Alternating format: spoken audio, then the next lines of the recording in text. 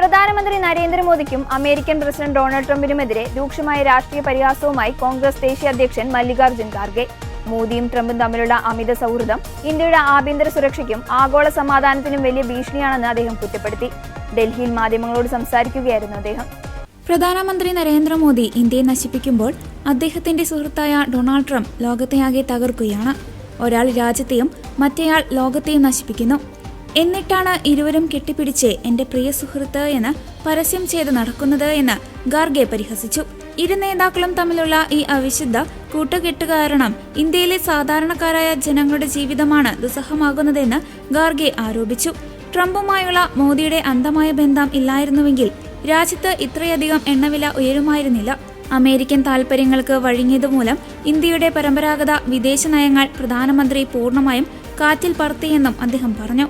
അമേരിക്കയെയും ട്രംപിനെയും പ്രീതിപ്പെടുത്താൻ നടത്തുന്ന ഇത്തരം നയതന്ത്ര നീക്കങ്ങൾ ഒടുവിൽ ഇന്ത്യയുടെ സ്വന്തം കഴുത്തിൽ തന്നെ കുരുക്കായി മാറുമെന്ന് ഖാർഗെ മുന്നറിയിപ്പ് നൽകി. മറ്റ് രാജ്യങ്ങളുമായുള്ള ബന്ധങ്ങളിൽ ഇന്ത്യയെ വലിയൊരു നയതന്ത്ര പ്രതിസന്ധിയിലേക്കാണ് മോദി തള്ളിവിട്ടിരിക്കുന്നതെന്നും കോൺഗ്രസ് അധ്യക്ഷൻ കൂട്ടിച്ചേർത്തു.